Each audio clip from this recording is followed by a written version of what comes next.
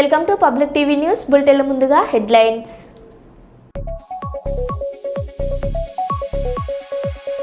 బాలయ్యకు award వచ్చిన సందర్భంగా శుభాకాంక్షలు తెలియజేసిన super star Rajinikanth.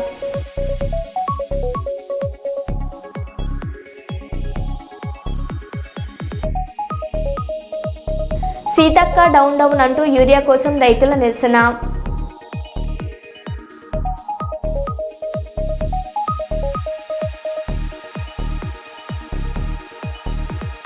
Telangana CM సహాయక నిధికి 50 లక్షలు విరాళంగా ఇచ్చిన బాలకృష్ణ.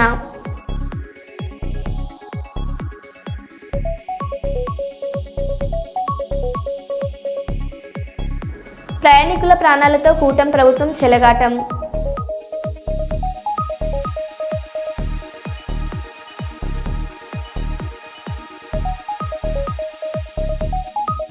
రైతులు ఇబ్బందులు పడకుండా సరిపడా యూరియా ఇవ్వాలని అగ్రికల్చర్ కమిషనర్ను కలిసిన బీఆర్ఎస్ ఎమ్మెల్యేలు, ఎమ్మెల్సీలు.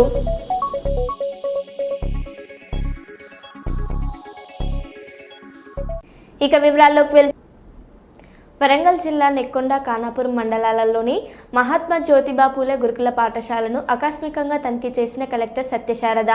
పాఠశాలలోని వంటశాల, స్టోర్ రూమ్, విద్యార్థులకు అందిస్తున్న ఆహారంతో పాటు హాస్టల్ పరిసరాలను పరిశీలించిన. విద్యార్థులతో ఆటలాడి అనంతరం కలిసి భోజనం చేసిన కలెక్టర్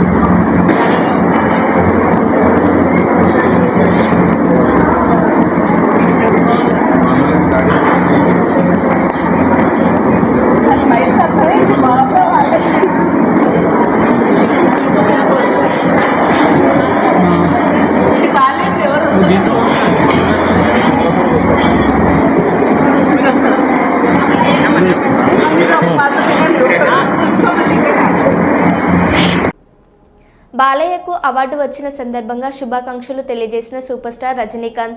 ఫ్లూట్లు జింక ముందు ఊదు, సింహం ముందు కాదు, కత్తితో కాదు కంటి చూపుతో చంపేస్తా, ఇలాంటి డైలాగులు బాలయ్య మాత్రమే చెప్పగలరని రజనీకాంత్ అన్నారు. అందరికీ నమస్కారం.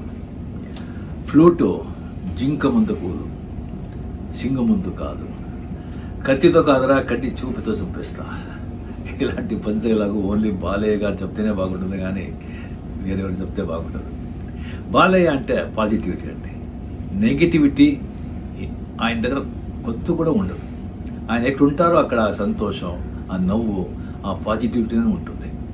ఆయనకు పోటీ ఆయనే, మీరు ఎవ్వరూ లేరు. బాలయ్య గారి పిక్చర్ బాగా ఆడుతుందంటే ఆయన అభిమానులు మాత్రం కాదు, అందరు ఆర్టిస్ట్ అభిమానులు సంతోషపడతారు. అది ఆయన స్ట్రెంత్. ఇప్పుడు ఆయన వచ్చి సినిమా ఇండస్ట్రీలో 50 years కంప్లీట్ చేస్తుంటారు. దానికి నా అభినందనలు. ఆయన వచ్చి ఇంకా సినిమా ఇండస్ట్రీలో ఇలాగే యాక్ట్ చేస్తూ పాజిటివిటీ స్ప్రెడ్ చేస్తూ సంతోషంగా ఇంకా 75 years కంప్లీట్ చేయాలని ఆ దేవుడితో ప్రార్థిస్తాను. I love you Balayya. Thank you. Nellore rural ఎమ్మెల్యేను లేపేస్తే డబ్బే డబ్బు అంటూ నెల్లూరుకు చెందిన కొందరు రౌడీ షీటర్లు మాట్లాడుతున్న ఓ వీడియో నిన్న వైరల్ అయిన విషయం తెలిసిందే. దీనిపై TDP Nellore rural MLA Kotamreddy Sridhar Reddy తాజాగా స్పందించారు.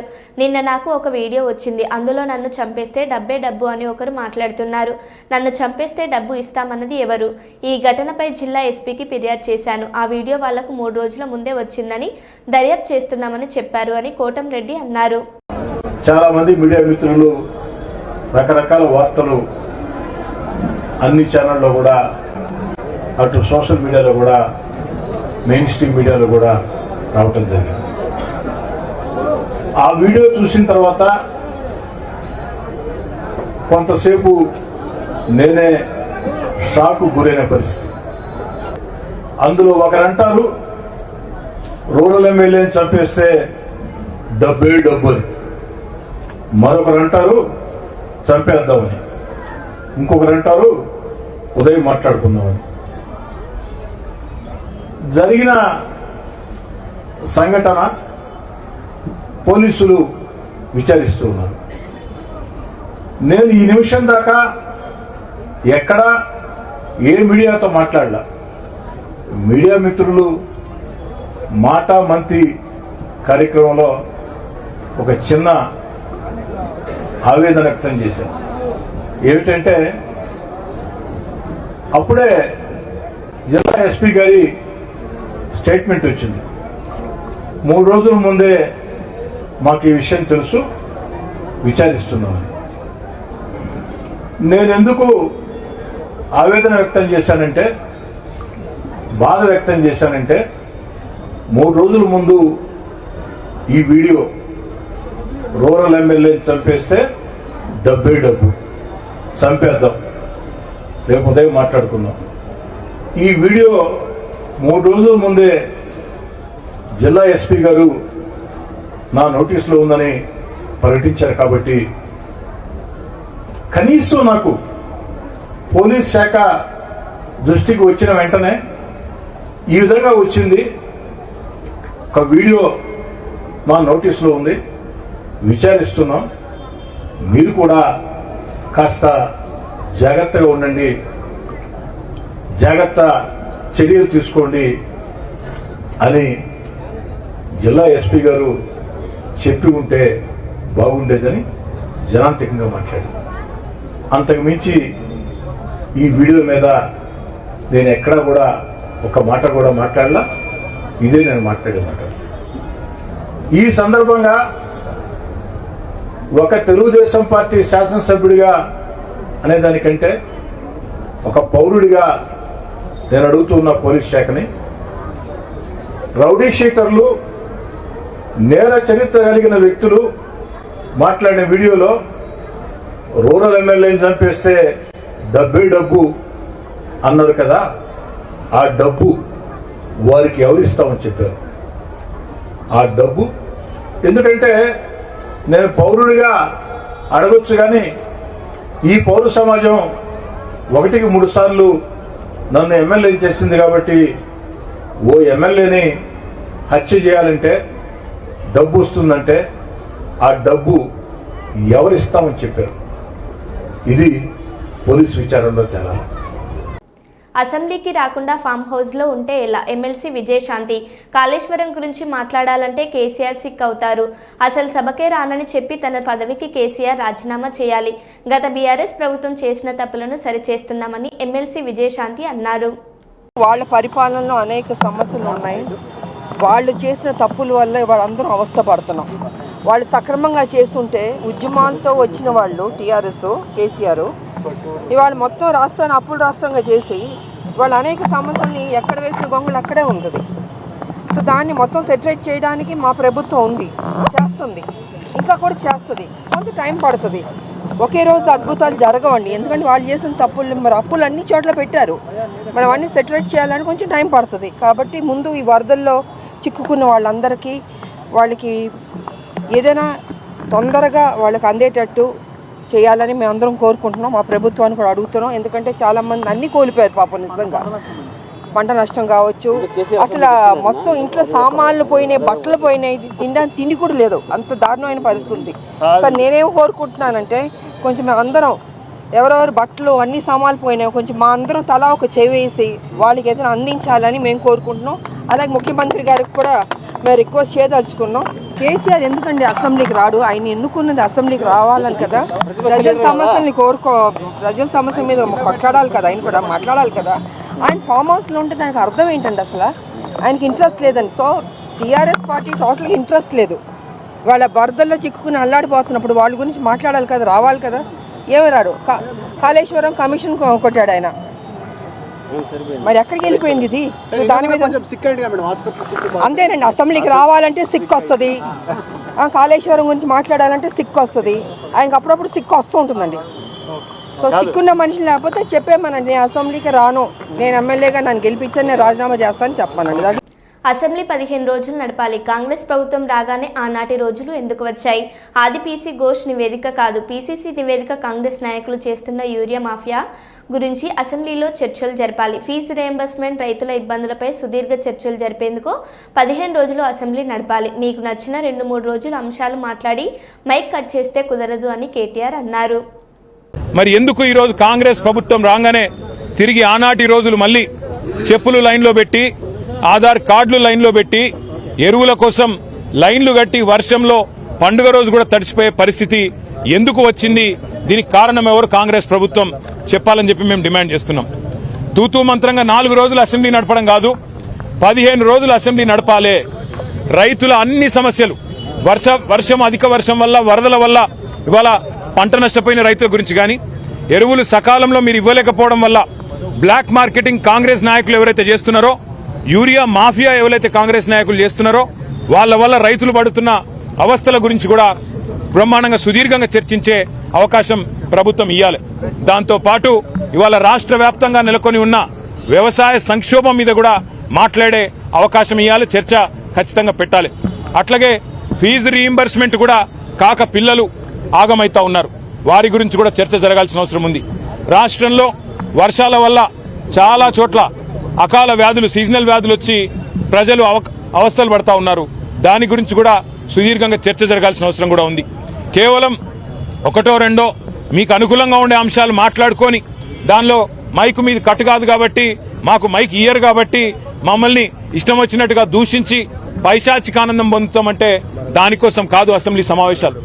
అసెంబ్లీ సమావేశాలు ప్రజల సమస్యలు చర్చించడానికి, ప్రజల సమస్యలను ప్రభుత్వ దృష్టికి ప్రతిపక్షం తీసుకురావడానికే పెడతారు.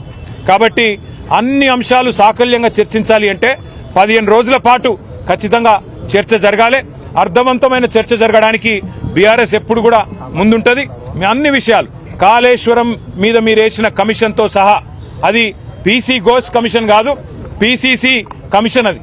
కాబట్టి ఆ పీసీసీ కమిషన్ రిపోర్ట్తో సహా, తప్పుల తడక లాంటి ఆ నివేదికతో సహా అన్నిటి విషయంలో కూడా మా పార్టీ పూర్తి స్థాయిలో మా వైఖరిని కుండబద్దలు కొట్టినట్టు చెప్తాం. కానీ ముఖ్యం ఇవాళ మనం కర్నూలు మున్సిపల్ కార్పొరేషన్ పరిధిలోని పెద్దపాడు గ్రామం దామోదరం సంజీవయ్య బాలల సదనంలో hockey legend major Dhyan Chand పుట్టినరోజు సందర్భంగా పిల్లలకు ఆటల పోటీలు జరిపారు. పాటల పోటీలతో పెద్దపాడు బాలల సదనంలో పిల్లల్లో ఉత్తేజం నింపినట్లయింది.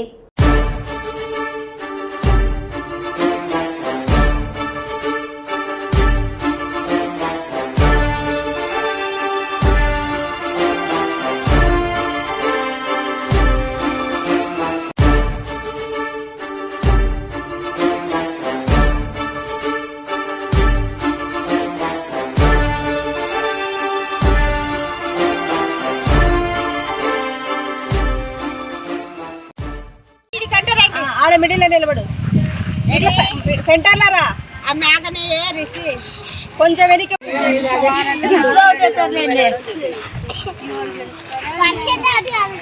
చూడు సుమలత చూడు.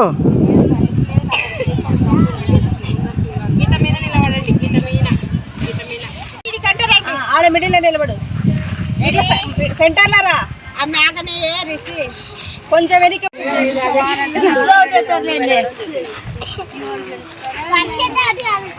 చూడు సుమలత చూడు.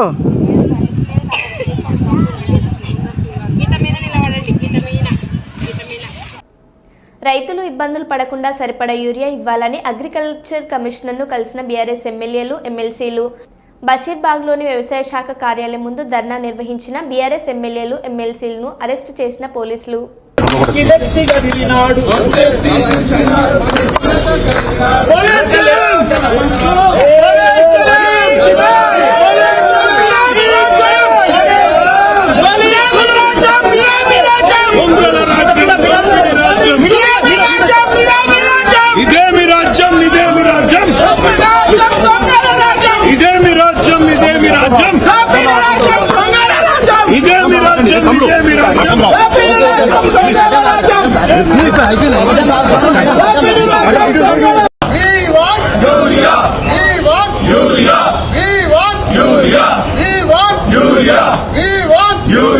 రైతులకేమో ఖాళీ సంచిలో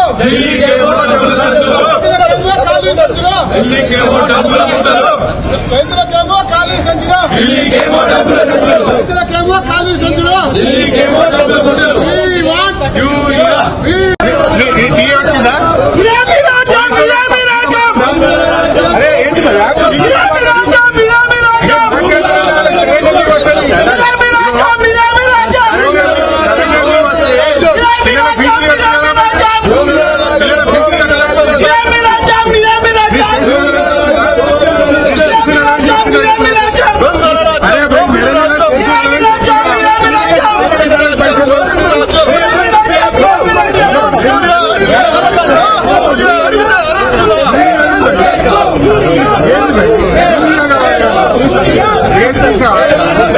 అరే నీ పెట్రోల్ బిల్ వస్తున్నది కాంపౌండ్ ఉద్యోగవుతలే నీకు. నీ పోలీస్ జిల్లా పెట్రోల్ పైసలు ఇస్తాడు రేవంత్ రెడ్డి. పోలీస్ స్టేషన్లలో బండ్లలో మీ సొంతం పైసలు వస్తున్నాయని చెప్పి పైసలు మీ పెట్రోల్ పంప్ పైసలు వస్తున్నాయా? మీకు పెట్రోల్ పోతున్నా పోలీస్ టీఏ వచ్చిన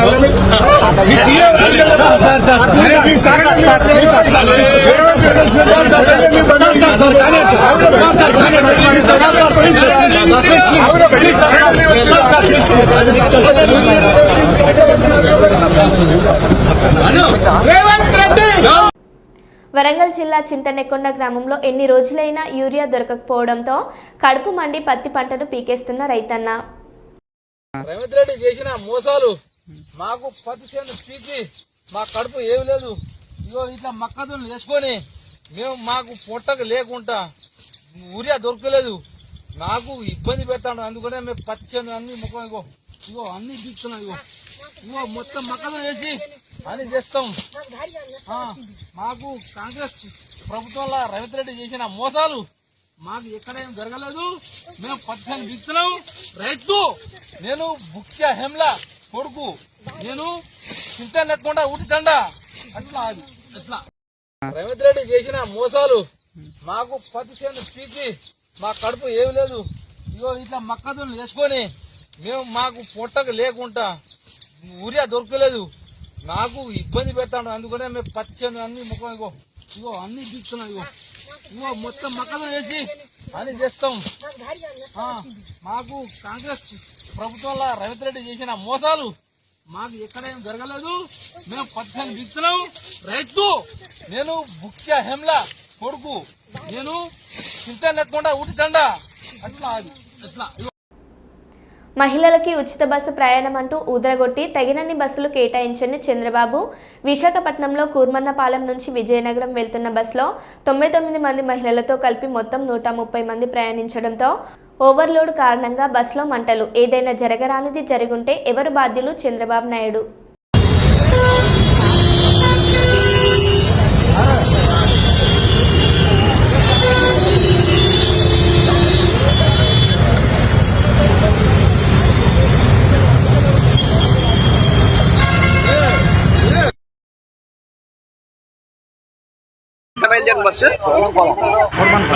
బస్సు నెంబర్ ఎంత?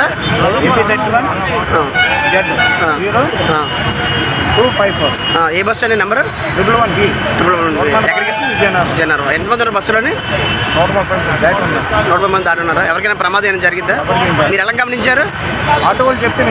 వెనకద నుంచి సిగ్నల్ ఆగిందా బస్సు? మీ పేరు? కండక్టర్ మీరు? డ్రైవర్ పేరు? రమేష్. Thank you.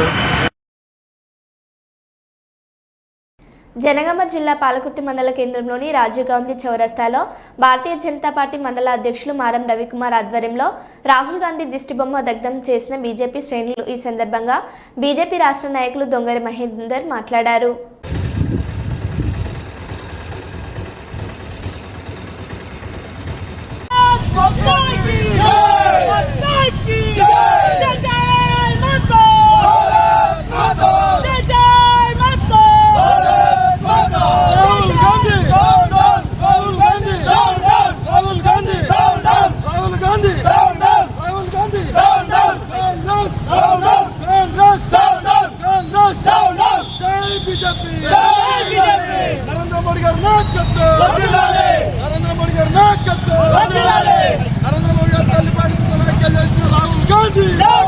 రాహుల్ గాంధీ